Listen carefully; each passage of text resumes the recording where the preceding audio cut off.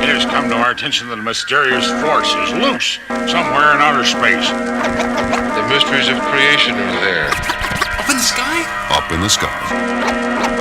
The moon and the planets are there, and new hopes for knowledge and peace are there. And therefore, as we set sail, we ask God's blessing on the most hazardous and dangerous and greatest adventure on which man has ever embarked. All right, what's up? We off in this thing here, and I have here the one and only Sincere Ignorant, aka Laddie, aka Intelligent Gangster, aka that woman with that knowledge. Laddie, what is going on? Hey, what's up, friends? We about to give everyone a great discussion today on some comic books. Mm-hmm. All right, yeah, absolutely. Black artists that are doing something pivotal within comics, that is. We do have a lot of black folks that tend to kind of join the bandwagon of complaining when it comes to saying, hey man, they ain't got no images on television for us, so that just ain't fair, white supremacy. So what I would like to do, and along with Laddie here, which she actually suggested in a sense, is that we want to go ahead and promote some of the more positive things that we actually have some of the people doing. Colored people, that is, Negro artists. Absolutely. It's like you said, there's a lot of people who are complaining and they're not coming out with solutions or supporting these people who have these projects out, and there's hundreds of them, if not thousands. Right. So my and your approach is, okay, we'll bring all these people to light, and then let's see what you guys have to say. What will be your excuse now? Mm-hmm. Right. Because, again, it's easy to complain. It's easy to go back to us being oppressed. It's easy for us to romanticize Kemet. To me, I have a short attention span, so I get bored with that real quick. So let's go ahead and start with the first artist here. Her name is actually Afua Richardson. If you see the name, you may have seen it on Facebook, because I've actually seen a lot of people kind of promote her stuff. Sometimes even indirectly, they may see a picture she has illustrated, and mostly like a lot of sisters may say, oh, okay, this kind of looks like me. I've seen some sisters set some of her pictures or illustrations unknowingly as their default profile pic. Yeah, absolutely. And I've seen a lot of that as well. And on top of that, she's done illustrations for big companies like Marvel. Yeah, she did a illustration of a Totally Awesome Hawk variant issue 2, and a lot of other big heroes, characters that everyone knows. Right. But she also has some of her own projects, like what she did with Genius, with working with Top Cow, and everybody, guys need to check that out, because it does have black characters, lead characters in that comic book. So she's definitely busy, and she's one of the best in the game, period. Oh yeah, absolutely. And actually going back to Genius is a very unique concept. I think, honestly, I don't know about you, Laddie, but me personally, I would love to see Genius, come to the screen. At least not necessarily, it may not have to be, quote unquote mainstream. You have to go through NBC and ABC. I would rather it not, because that means it's going to get filtered, some of the most brilliant aspects of the project. But there's some ways she could bring like a web series to it, because Genius is basically, it's about a young, black female, and she was able to organize all of the gangs in her city, all of the Bloods and Crips, bring them together, and definitely have some unity to take care of some of the situations within their community, which I think is an awesome idea. Exactly, and I'm with you on that. It's like, it doesn't have to be in production with one of the big studios. I would be happy seeing that in a live action web series on YouTube or some other type of streaming service. I will totally be down with that. And we can still have the rawness and a lot of the commentary that is needed through the art without it being watered down, like if it was to be on NBC, like you said, or ABC, or one of those channels, those networks. Oh yeah, because you know how they do. I see she's a little black girl. That's nice. I understand. Hey, power to the people. But I mean, would you want to go in the direction of a little Mexican girl? I mean, it's up to you, Alfua. I'm just saying, you know. Yeah, that's what happened to Dave Chappelle. You remember when he said that story when he was trying to go with a network television, right. And they told him to change the black female lead until maybe like a white girl, and he didn't want to do it, and they tried to call him racist. That's some, you know, and that's the thing about it. This is why I was saying, I think a lot of us are kind of stuck like 20 years ago, you know, where people had to go to these networks. They had to go like to some of these big record labels. This is before the advent of the internet, or before people were able to take full advantage of the internet. People had to go to, you know, NBC to try to, you know, shoot a pilot. Hey, can you guys look at my pilot? You know, they came in there with something concrete, something authentic, and after the, you know, the big boys got through cutting everything and splicing everything, they came in and ended up with Homeboys in Outer Space, you know, something like that. Exactly, and this is a known joke around Hollywood where they say they will get a script. Mm-hmm. And everyone would be like, wow, the executives, the producers, they're like, this is amazing material. This is groundbreaking. Mm-hmm. But we're going to have to change this and take this out. Yeah. You know? I mean, you know, and so that's why I was saying, for somebody like Alfua, the concept of Genius is brilliant, you know, and I would love to see it, you know, as a web series. Like, that's my thing. I know sometimes, you know, people hear me turn up in some of them videos, but my thing is this. It's almost like people keep saying I'm thirsty. I'm like, okay, well, there's a gallon of water right there. It's open. Matter of fact, I think somebody has poured you a cup. Yeah, man, I mean, you know, it's just, I'm still thirsty though, man. You know, they ain't gonna never let me quench my thirst, you know, and it's just like, look, son, there's the water. So that's how I feel with a lot of these black folks complaining about, you know, images they see on Empire. They're complaining about, you know, the images on Power or some of the rappers, but you don't see them actively supporting the positive images that are on the internet, that is. Exactly. And Miss Richardson, she also did illustrate Stranger Comics, which have a lot of minority leads. They have the Untamed series, and they also have Niobe, you know, who's a female black character who's a lead, and it's not stereotypical. It actually has a diverse representation of black people. Right. And if you want that, here it is. You know, you can support it. It's a lot out there. Right.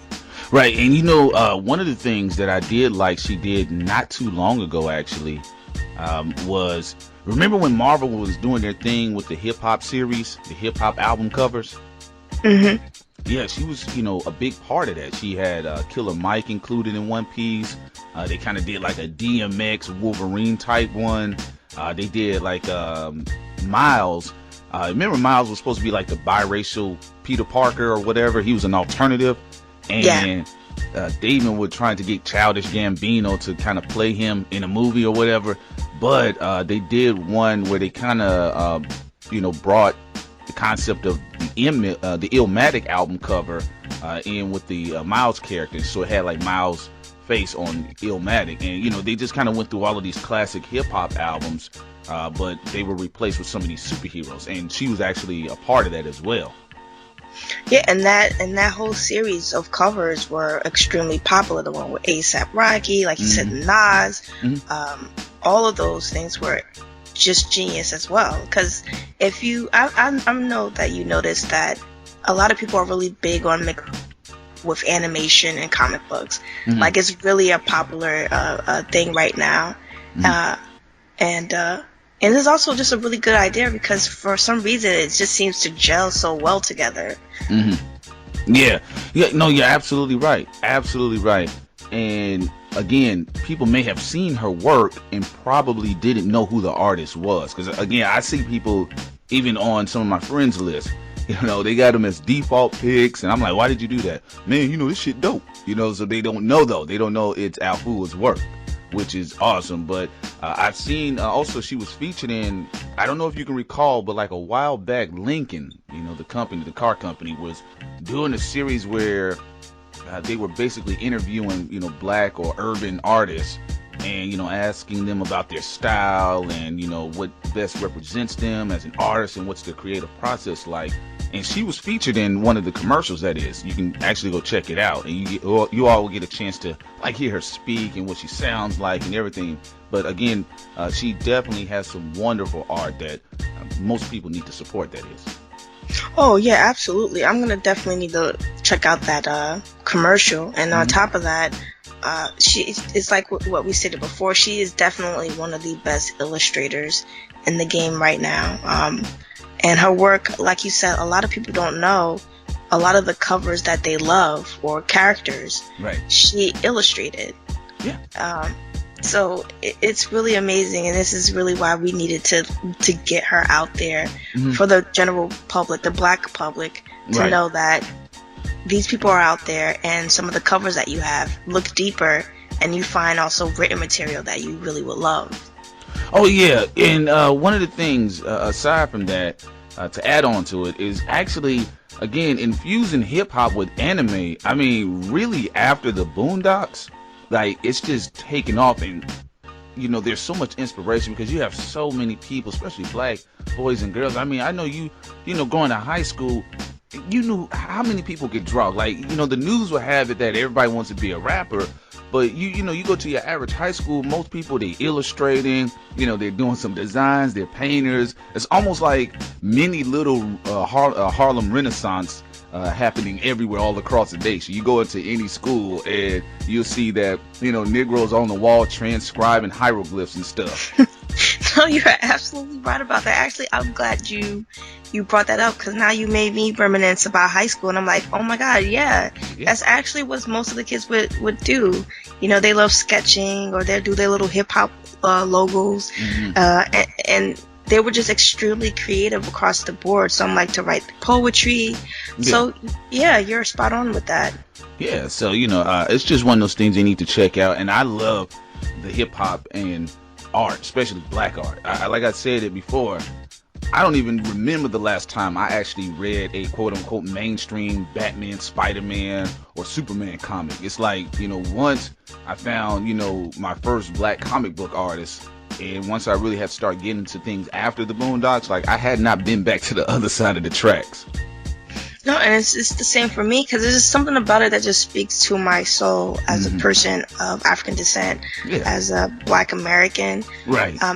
Because you can relate to it, and it's just also inspiring. It's a positive and healthy escapism. I like how you said that. It is a positive and healthy, psychologically healthy escapism, because again, these are images that best represent you. I tell folks all the time, they try to hand me a comic book with Spider-Man on it. I'm like, nah, man, come on. Like, all my characters got big lips. The lips ain't big enough. You know what I'm saying? Yeah. And what's also interesting about the whole situation with Childish Gambino?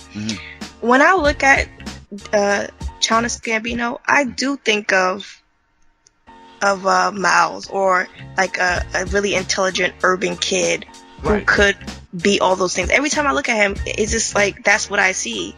But there's other people outside of the community who look at him and be like, nah. You know what I'm saying? Like, yeah, I know what you mean. And the thing is, we're talented. I'll be real with you. Like, there's so many things that I do. We're talented. You're talented. There's so many things. Your average black person, what's crazy is that our talent and our beauty is normal to us. It's when other people saw it is when they said, hey, I can make some money off of that, or wow, did he jump that high? When it's us, it's like, man, that's Cousin Ronnie. He always jumping over shit. You know what I mean? So it's like with Childish Gambino, again, he could sing, he could rap, he could do comedy. He's multi-talented. Even with Alfua Richardson, I don't know if you had a chance. I've listened to her music. The girl can sing. Yeah, I actually saw some of her videos on the YouTube channel. She hasn't posted in a while, but I saw her with her acoustic guitars. I was like, wow, she can play, and she has a really beautiful voice. Oh yeah, I love it, and she has that ambient sound that kind of, that that strange vibe that I'm really big into, that type of music, that ambient neo soul type music, you know. So Yes, one of my favorites. yeah, I definitely loved it because I was like, wait a minute, because I was watching some of the videos and then I clicked on one and she was singing. I was like, wow, that's crazy. She can sing, she can draw, she can paint. She does voice acting as well, and beatboxing as well. So she's like extremely talented. She's a Renaissance woman, you know. It's like Exactly. what we was talking about, and I know some of you have a bad taste in your mouth when it comes to Kanye West right now. I understand, but he is, take away all the things you don't like about him, a Renaissance man as well. Right. You know, he was a fine artist before he became a producer. Also, he's a pretty good lyricist when he really wants to be. Oh yeah. And he just all around, he is a creative individual. Yeah, and again, that's what I was saying. Black people are multi-dimensional. We're just talented beings. I've always known that about Kanye West because I would listen to his lyrics, because you know you have some producers, you hear their lyrics, you're like, man, you need to get your ass back behind that keyboard. You know what I'm saying? Keep your ass off the microphone. But Kanye, you know, come on, College Dropout. Son, that's like one of my favorite albums, period. You know, I don't like the stuff that he's done, you know, as far as the whole Kim thing, but that's his personal life. I don't have nothing to do with that. As long as you keep turning out awesome music, because, I mean, you know, you the man to me. Same thing with Afua, Childish Gambino. We just have this thing where we're just multi-talented, and that almost lends credence to that whole argument, if we sidestep for a minute, about that whole argument about the Moors being black. Because, I mean, if you look at the people today that are really doing that, black folks, Renaissance. So again, some people like Afua, the lady can sing, she can probably even dance, I don't know, but I know that she can sing, she can draw her ass off, illustrate everything. And the thing I like about it is that her image as a black woman is definitely having a profound effect, because I have females in my list that, you know, they're always praising her and they look towards her. Yeah, it's like looking at her, they know that they can achieve their goals as well. Right. And to add on top of that, she's really down to earth and really cool. I mean, she doesn't even know me, and I emailed her a while ago asking for her, can she critique my concept for a comic book that I wanted to do. And she answered it didn't even take that long for her to reply. And you know how some people, you can like their work, but they could be standoffish or maybe snobby. She didn't come off at like that at all. So she just seems like a really all-around great person. Yeah, and that's how the people stay in love with you. Again, I've seen people get like a little bit of fame. Like, I know dudes that might have sold like 100 units, you know, in their area as far as mixtapes or something, and you see them, they're like, "No, man, go talk to my agent." Like, what? You stay next to me. So, yeah, they become too big to actually be engaged with other people. Yeah, man. That's why people were in love with the Muhammad Ali's. You know, Muhammad Ali didn't care. He went downtown and had a burger with everybody else. You know, but yeah, she's an extremely talented lady and a great artist, that is. So definitely hats off to Afua Richardson. You all definitely need to check her work out. I will be posting the links down at the bottom of the video so you can click on it at least and see, and you also will be able to be infused with some of the inspiration that she has as well. The next artist that we will be speaking on is my boy Marcus Williams. Yeah, Marcus is the project that he's working on right now is just genius. You know, he's taken the Tuskegee era that is ingrained in Black American history, but updating it and making it modern. You know, and having these young, fresh faces with Tuskegee ears that could basically show the younger generation that they're worth something. And it's a way of showing them, like, give them a taste of their history without letting it be too, like, militant or, like, in their face when it's off-putting for some people. Because I've noticed an artist, he beautifully just stated, when I do a science fiction mini movie or something like that, and a black kid is like, oh my God, that's so awesome. What inspired you to do that, that's when their interest is piqued the most about learning their history. Mhm. You know, instead of just giving it to them in its plain form. So I like what Marcus Williams is doing here with this series. Right. Yeah, Marcus is dope. The first time I came across his work was I saw a photo where it was a picture he did where it was Spawn floating around, but it was like a young Spawn. And I said, what the hell? You know, and so I clicked on it, and all of a sudden he had these things where he had this little theme going. He still does it, where he turns most of the familiar characters in comic books into like babies. So he'll have like a baby Gambit, or you know, a baby Superman or something like that, which is really cool. And of course it's adorable. It'll make you cry or smile. But also what I like what he did was kind of like how he flipped some of the concepts. Like he had a female RoboCop. Yeah, I saw that one. That one was really dope. Yeah, and it's just it's something unique and it's fresh. And like I told him, I will be buying everything from his website. So you know, definitely talented cat, definitely talented brother. And like you said, when people are interested, especially a young kid, you need to grab them right then and there, and don't try to force it down their throat. So that's what, you know, cats like Marcus are doing. Yeah, and I'm glad you mentioned, you hinted towards his merchandise, because right now he has these posters and these t-shirts that are really great, that if you really, really want to engage your kid and get them into wanting to learn more about their history, but also be into Black characters and comics, you got to buy his material. It's out right now, and you can get it for your daughter, you can get it for your son, definitely. Yeah, the Tuskegee Heirs. I thought, first of all, I thought it was a brilliant concept. Like, it was just awesome. I mean, again, that's what I was saying. You know, people got to understand, hey, you know, this stuff is out there. This is out there, and it's just maybe you're not privy to it. So you're kind of looking at the negative, like, Man, there they go. They're going to do season 91 of Love and Hip Hop. you know, but if you look at, you know, what's going on, and you'll be surprised about some of the fan-made Black, you know, episodes that are coming out on the internet. So the Tuskegee Heirs is a brilliant concept. I think it's cool, and at the same time, it does encourage a lot of people to go look back into the actual Tuskegee Airmen. Yeah, and it's and you touched on it just a couple of seconds ago.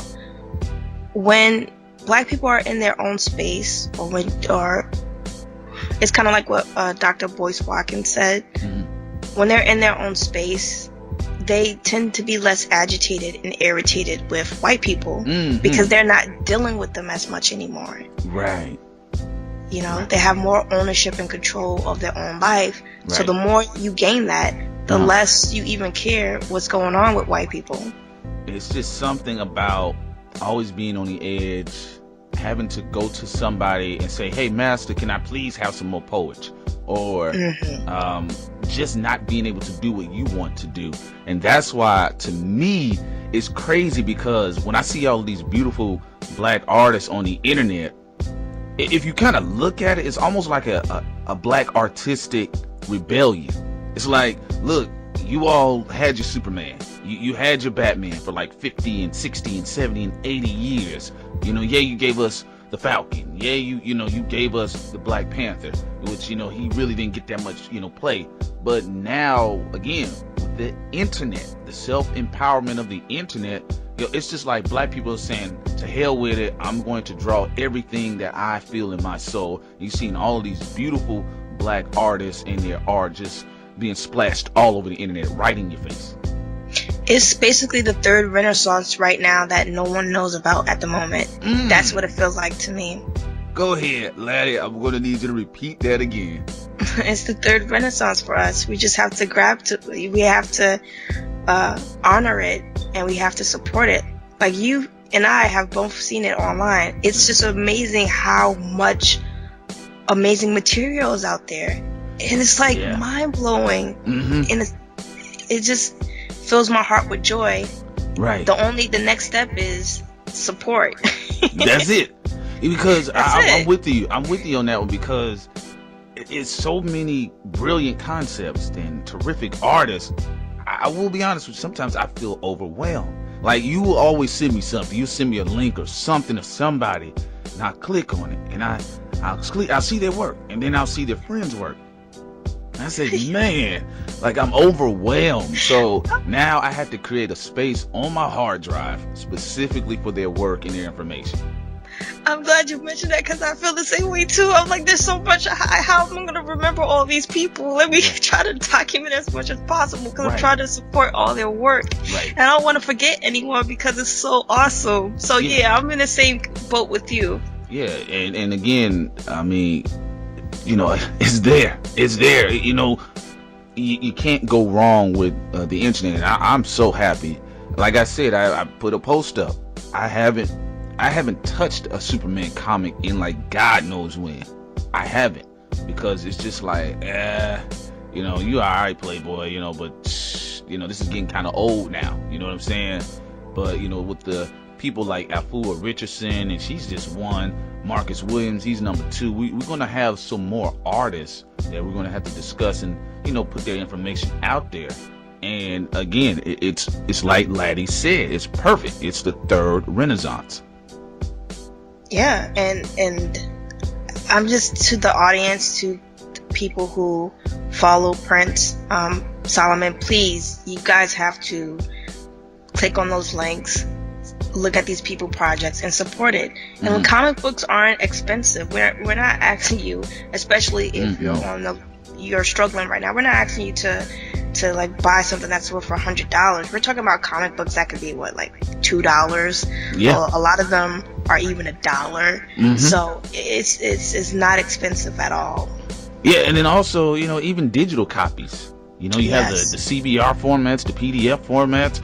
I mean, hell, some of these people are even offering bundle packages. You know, I know one cat was trying to send me a grip load of things, you know, and I got another cat that we're going to be talking about. The one I was telling you about a little bit earlier is that he was talking about the complexities of the industry. But there's another dude, and he's like in North Carolina, and his art is brilliant, and he was just trying to send me just a bunch of stuff. And I was like, oh man, like, you know, so again, there's so many wonderful, talented artists out there, and I really saw this take off somewhere between, I guess, when the Boondocks hit the screen, and actually even when they were in the newspaper. I don't know if you can remember when they were in the newspaper, but also when Dave Chappelle, around that era, for some reason, something happened between like the Boondocks, Dave Chappelle, and College Dropout. Something happened with like black folks, like he kicked off a renaissance. Yeah, well, a lot of them just got tired of trying to draw white characters. It's just they couldn't do it. I can tell you that. Look, when I was in class, my teacher told me, why are all of your characters black? And I told him straight up, because I'm sick of drawing white people. And, you know, I'm glad you brought that up. I don't know if it was the same in your situation, but I noticed even in urban neighborhoods, the majority of teachers are white females. Oh yeah, and they just don't understand. Well, I mean, if it works for you, I just don't understand. He has an afro. He keeps drawing them. They have those big lips. You know? Yeah, I know what you mean. You know, but well, lucky for me, I grew up in Atlanta though. I did have a few of those, like those stick figure teachers, I call them. But but what happened? My teachers, thank God, they were black women. Like proud black women. I mean, they would show up to class with the dashikis, dreads, and all of that, you know. So my art teachers were into dance and theater. That's another thing that they're those sweeping. Are the best people. Yeah. Oh my goodness, those artistic, like, I know what you're talking about. Those are the best educators for black people. Oh my goodness. Yeah, and you know, and what happened is that it inspired me. My mother was already like that, but they also inspired me to keep drawing that. You know, keep drawing the black people. Keep drawing this. Keep drawing that. Get into dance. Get into theater. Get into music. And that's not necessarily being encouraged. I know all of us, a lot of black people saying we need to have our own businesses. That's cool. But at the same time, we need not to get rid of creative thinking, because that's a strong central point of black folks, you know, just being creative. Yeah, I think music and art has just been so ingrained in us, even subconsciously. I don't think it's even healthy for us to not Yeah. separate ourselves from it. It just wouldn't work. Might have a breakdown, right? Exactly. Well, yeah. Well, it is stated that the average black baby actually gets up and starts dancing, a lot earlier than most babies. That is. I think I read that study before so, as well. Yeah, so that's why I was saying this third Renaissance, as you perfectly encapsulated it, title-wise, it's a brilliant concept because it is happening. I mean, I know I'm feeling overwhelmed, and I love it. I love all of the beautiful black art I see. I mean, anybody that I can encourage to keep doing this and that. That's why I say I want to do these types of things, this type of somewhat podcast or little series on YouTube, because these artists need to get out there. And it's weird that, as like you said, as much as it's going, as strong as it is, it's almost like a lot of black folks have their head turned in the other direction. They're too busy complaining. They want the white or majority white studios to do what these people are already doing. You said they already in it. They already grind timing it out. Yeah, that's true. That's true. That is exactly true, because honestly, I don't want Fox to do something for like Afua Richardson, in the sense like if she's able to negotiate a project on a major level and they don't compromise her creative talent and her idea, of course, by all means, but more than likely they will, so I don't want the major studios to touch this stuff. I would love it to see if they can able to get their stuff off the ground on the grassroots level. Oh yeah, and that reminds me of I think it's called Quale TV. It's black owned. It's a streaming service, and they're actually trying to do that. They already have some independent black films already up from independent artists, so you guys need to check that out as well. Okay. Well, I appreciate that. I'm going to look at that as well. Quale TV. We could probably do something on them a little later, that is. But again, you all, this is a series that will continue. I know I get a lot of brothers. Why is she back on? What's with the female voice, man? Come on, I like Sausage Factories. Well, you got to find another channel, Playboy. You know what I'm saying? So, Laddie, she's bringing great information to the forefront, and you need to get over there and support her channel. We'll be doing the same thing with her channel as well, and she's real big on the arts. She's an artist herself. So we need to promote this sort of diversity and this creative energy that's already flowing and flourishing throughout the quote-unquote black community. So, at this point in time, Laddie, would you like to state anything? I think we've discussed, we hit right on the nail what we wanted to push forward today. But I will say, please guys, come over to Sincere Ignorance, of course, and subscribe. Yeah, definitely subscribe. Please support her, and we're going to make sure we push her stuff all the way through, that is. Again, check out Afua Richardson and Marcus Williams' art as well.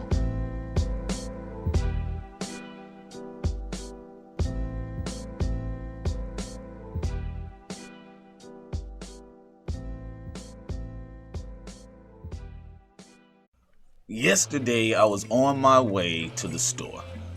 I decided to walk. And what was interesting is that I was walking with my earbuds on. I was listening to me some music, that is. This guy, black man, I guess he was trying to make his way from behind me. And I was kind of walking on like the sidewalk, but the way it's situated, it's like a construction joint. So, you got to kind of walk through it. I'm sure you all have seen it, where it's like a tunnel, a makeshift tunnel, and you got to walk through it because they're rebuilding something or they're building something. Whatever they're doing, they got like a lot of shit popping up that's getting ready to happen. So now you're seeing all these buildings being erected. He was trying to make his way around me, and he bumped into me. It was kind of a bump that was noticeable. It got my attention. So immediately, you know how you look at somebody like, yo, are you going to say excuse me or something, right? So as he's acknowledging that he's bumped into me, I still have my earbuds on, so I'm not able to make out what he's saying.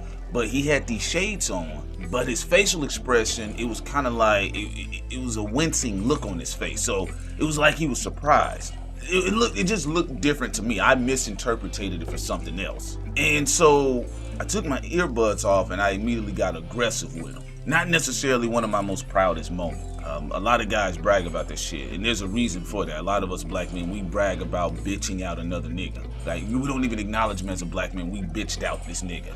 You know, this nigga, you know what I'm saying? This nigga bitch, man. Bitch made, soft made, pussy ass fuck boy nigga. What the fuck you gonna do, nigga? You know, that type of shit, right? And so, the guy, he's a little taller than me. He's like 6'3". He was surprised, you know, because the level of hostility and that fast, I really launched into some aggressive shit for no reason. I was like, I don't even know what was going on. It just happened. So immediately he was kind of taken back. You know, I think he was just surprised. He was trying to let me know, you know, because he was trying to like, yo, it's no problem. But you know how you trying to let somebody know that you're not a bitch either, but you know, you don't want any trouble because of the circumstances surrounding black men. Nobody wants to go to jail. Nobody wants to get shot. Nobody wants to get stabbed. Nobody knows who has what on them. So he was kind of doing a little bit of dancing, you know, and it's understandable. A lot of females get it twisted and they think when they see black men doing this amongst each other, some of the sensible black men, some of the unruly black women, and even some good black women, so-called decent black women that don't necessarily enjoy seeing black men fight, but they kind of look at it like, you kind of soft a little bit, but not understanding in real circumstances because you don't live as a black man, you'll probably look at a guy like him like he's a bitch. I didn't look at him like that. In fact, like I said, it was a very embarrassing moment. I don't like having to get aggressive with folks, all right? I don't like having to, you know, show my manhood. You know what I'm saying? I think that should be naturally expressed by the way I walk, the way I talk, the way I carry myself. If I'm with a woman, the way I take care of her, the way I help her out. If I have children, the way I nurture my children, because men are nurturers. We don't even look at men in that aspect because, you know, you're a provider. You know, you take the least so the people around you can eat the most. But homeboy, like, he just looked at me. He was surprised. So he was clearly shooken up, though. I'll just be real with you. This ain't even on some bragging shit. I mean, you know, I got a few photos. People look at me and they're like, man, you don't look how you sound. But usually when you go to the left, a different side comes out of you. I don't care who you are. It's just a different side. And then I've made people move across the street or move around me or say, dog, look, homie, nigga, I ain't got no shits with you. I ain't got no problem. So he was still trying to let me know, like, look, man, you know, I don't know what it, you know, I'm sorry, man. You know, that's how he was talking. Like, man, look, I don't know. Like, he even said, bro, I don't even know what you're going through, but I'm sorry. And like I said, I felt ashamed. I felt really ashamed. I'm like, damn, you know what? You know, black men are living with a lot of hostility. Like, I touched on this before in the Savage Killer video. And YouTube, they blocked this shit for whatever reason. The one where I was talking about, you listen to Montana 300. You listen to Tupac's Hit 'Em Up. The way Tupac act. You listen to the drill music. You listen to the trap music. Any sort of aggressive, gun talk, ratchet music, for black men specifically, it's a relief almost. You have to think about that. It's a relief almost. As sensible as I may come across in these videos, I have a lot of ratchet ways about me. I have a lot of hostile ways about me. We all do. And a lot of the black men that are walking around with the most hostility, it's not the niggas that you see in the street, the so-called quote-unquote street niggas. A lot of them dudes are just passive. They already know what it's like. They've already been broken in like horses. Sometimes they just standing around. A lot of them are just kicking the breeze. A lot of them just passing by on the clock. That's all they're doing. They've been broken in, a lot of them. Not all of them, but a lot of them are a lot more passive than what they appear to be. See, all the work comes in the appearance. Once you get the appearance down, once you look like a threatening motherfucker, nobody's gonna try you. So on the cool, you really relax because motherfuckers see you and they move out of your way. It's the cats that are 9-to-5ers. It's your college students. It's your dudes that are running their own business. Your so-called L7s, your so-called straight arrow cats, straight lace dudes. Those are the black men that are walking around with the most depression, the most hostility, whether you want to admit it or not. Because, you know, we listen to like Jeezys and, you know, the problems, you know. But at the end of the day, once you get money, I don't care legal or illegal, once you start getting you some money, you buy yourself some freedom. You buy yourself some room to move around, some room to breathe. You buy yourself an additional 50 feet. So when homeboy bumped into me and I immediately just went into almost an attack, like I was damn near half a second from actually attacking this man. I didn't even know this brother. And the first thing he said, well, man, you know, I'm sorry. You know, look, man, whatever you going through, man, look, I'm sorry. So he kept walking. So he kind of left me there to think about my actions. I was like, man, that was that was uncalled for. So, I was trying to play it off. I was going to pick my phone up and just start going through my phone, and I just kept walking. Because he started walking ahead of me. But I noticed he kept slowing down. So I was like, okay, well, maybe this motherfucker wants to turn up. You know what I'm saying? So I put my phone back up. I'm getting in my nigga stance. But he comes back. He he introduced himself to me. He said, look, man, like, dog, he said, like, I'm 6'3", man. I've never lost a fight. I said, shit, I don't give a fuck. I haven't lost a fight either. So you got like 3 inches on me. You know what I'm saying? Because you still talking like, look, let's not try to figure out who's the bitch in this situation, because we know who it is, right? That's the mindset I'm thinking, right? It's the nigga mindset. So he's basically like, yo, I mean, you can't walk around with that type of hostility. He said, yo, I see you had the hoodie on, the Wu-Tang, the hat, and I just thought you was from New York. A lot of cats think, for whatever reason, when I'm talking to people, a lot of times they'll ask me, am I from New York? I'm not from New York. Don't know what the fuck it is. I don't know if that's the vibe I give off sometimes. But anyway, I told him, I said, nah, I'm not from New York. And he was like, well, I'm from Bronx. I was like, okay, that's what's up. So once we started politicking a little bit verbally, he says, look, man, you can't walk around like this. And I told him, I says, you know what it is. Black man. You're a blacker man. You know what it is. And he's like, yeah, but people can have guns. They can have knives, man. Like, he says, he said, man, like, the way you snapped just then, like, that, come on, man, that's not how you want to live, man. I said, look, you know what we're living in, and you know it's the climate. Very few times, especially in the South, parts of Texas, you rarely get around like-minded brothers. Maybe that shit happens in New York. And I told him straight up, I said, that shit happens in New York. That shit can even happen in Atlanta. But you're dealing with Texans, I'm not saying all of them are like that, but even if you get in parts of New Orleans and Louisiana, that's what you're dealing with. You're not dealing with a bunch of Mustafa motherfuckers walking around here with, kente cloths. So I was letting them know that's just the mindset. If you take some dude that grew up in a preparatory school for the first 8 years of his life, he's a preppy kid, and then you move him to like the hood, you move him to the south side of Compton or something, or you move him to some crazy part of Chicago, he has to adapt to his environment. So a lot of times, the edge that I have, a lot of times, I could come across unassuming, but then there's times where I could just come across a little bit aggressive, and it's something that I try not to do, because black men in general, we all walking around with this hostility, but it let me know,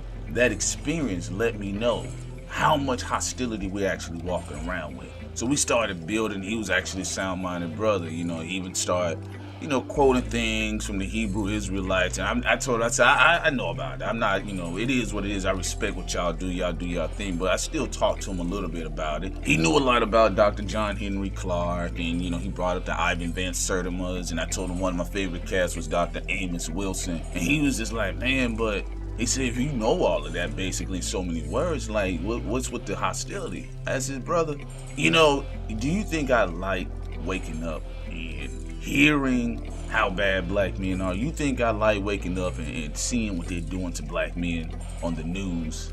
Do you think I like waking up and listening to some of the shit that they play on the radio and how they portray us and how some of our black women look at us? You think that shit is something that's cool? That's what I said, the average conscious black man, and I say conscious in just a generic sense, not even, you having to put on a bunch of RBG flags or UNC symbols, and even them cats, a lot of times that's escapism for them. They gotta feel a part of something because it's weird being out here like this.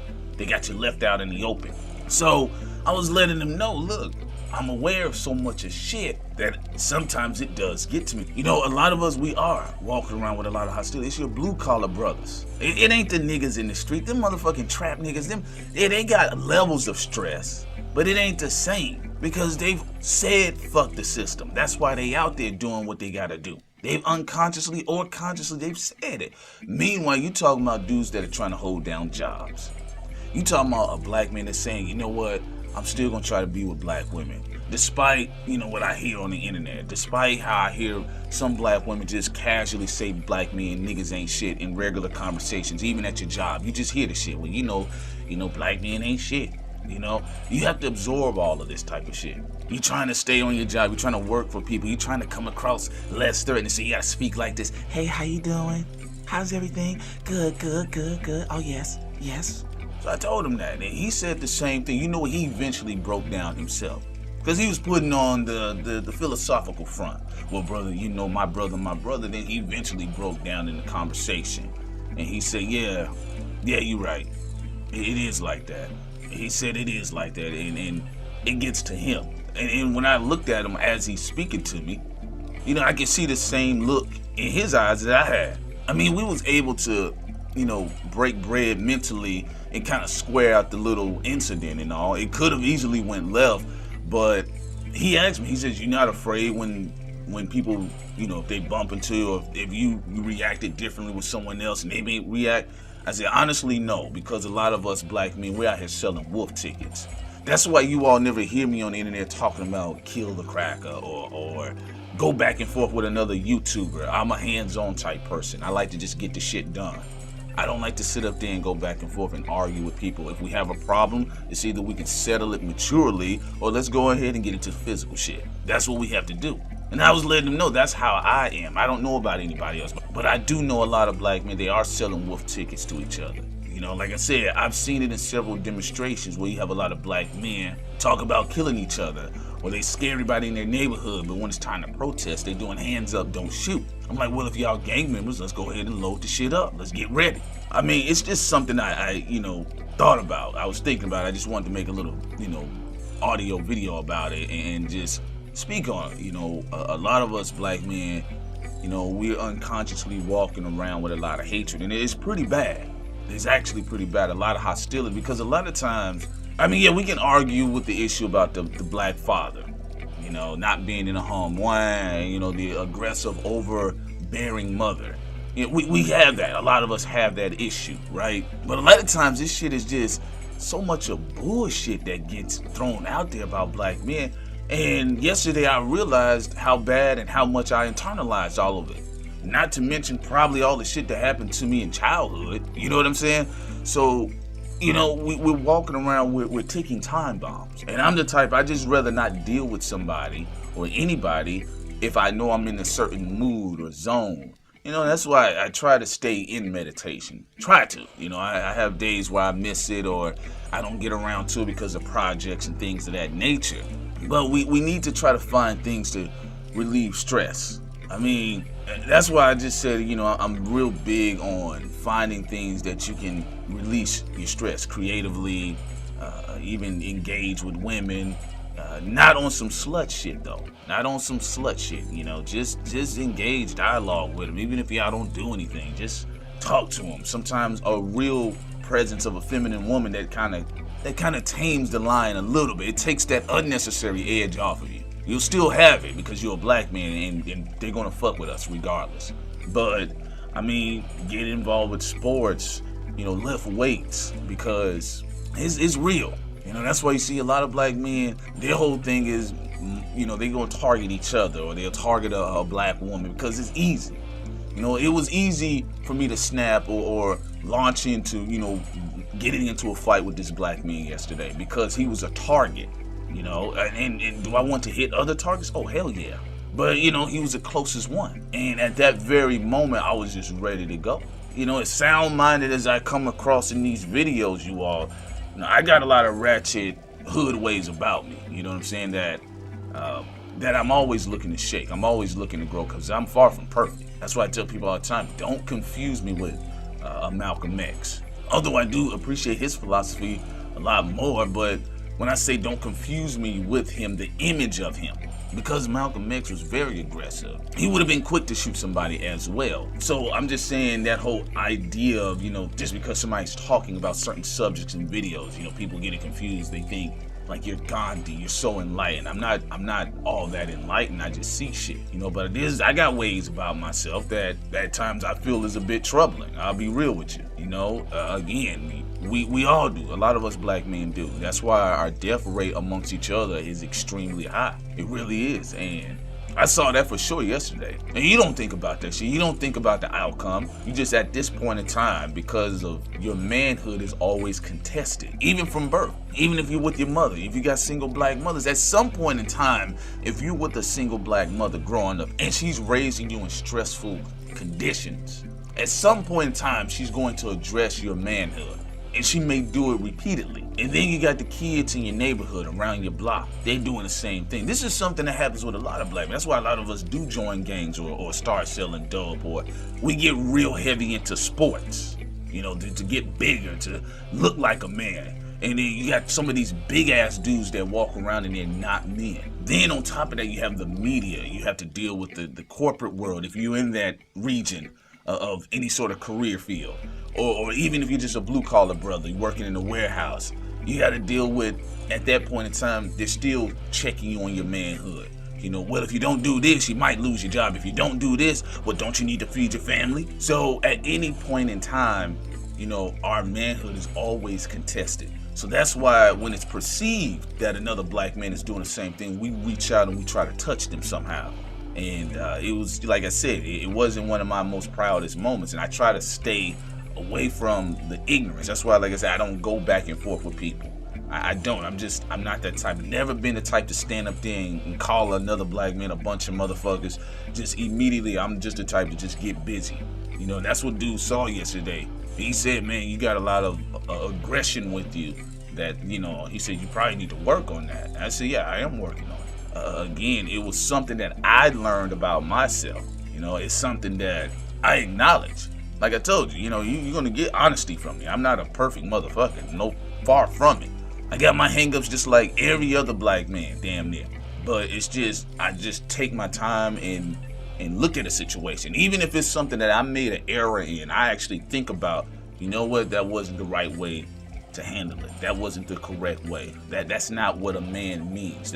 You know, it was very unsettling, and my second childhood flared up. The second childhood nature in me flared up. The little boy in me flared up. Because again, a lot of us black men, we have our boyish behaviors because of this system. So it's something you gotta fight with all the time, your ego. By the grace of the universe and God, like I said, the homie was real cool. You know, he was a real cool cat, and he laughed at me. He was like, bro, man, like, for real, you serious? And I just told him, I said, yeah, you know, I'm serious. I'm a funny guy. I can be funny. I can be that guy, but I still have a hostile nature about me because it's so many things you absorb growing up. And, you know, of course you want to let things go. Like I said, we just, you know, black men sometimes, like, what we got to do, we really got to work on unwinding. You know, a lot of times, you know, we don't even need to be talking about fighting no white supremacy and shit. You know, yeah, we're going to get to that or whatever you want to do. If you want to talk about racism, that's cool. But a lot of times we need to go back and do some self-therapy and look into ourselves and say, you know, what's going on with me? Because we under stress. Black men die of heart attacks and shit. We die of that shit real quick, early. Stress, high blood pressure, all that shit come from stress. And there's factors of stress, you know, that we don't even know. When we see black men get killed, you don't think that fucks with niggas? You don't think that fucks with just the average black man? Let me take that back. I'm just saying the average black man. You know, you turn on the TV, a little guy gets shot 23 times and he was just going to some goddamn science fair or some shit. It's always like a real fucked up story. So, you know, we internalize a lot of this. I really understood yesterday that all of this shit that's been going on with us, especially under Barack Obama, it's like the news just said, we're going to stress these Negroes out. I want every visibly depressing story about a black man, I want you to post that shit now. And I have been internalizing all of this shit unconsciously. Because I thought about it, you know? Just thought about a lot of things. But again, I mean, it was just a weird situation, like I said, and you know, the homeboy was cool, but it was an experience that I did learn from. I'm not perfect. But anyway, I am out. 1.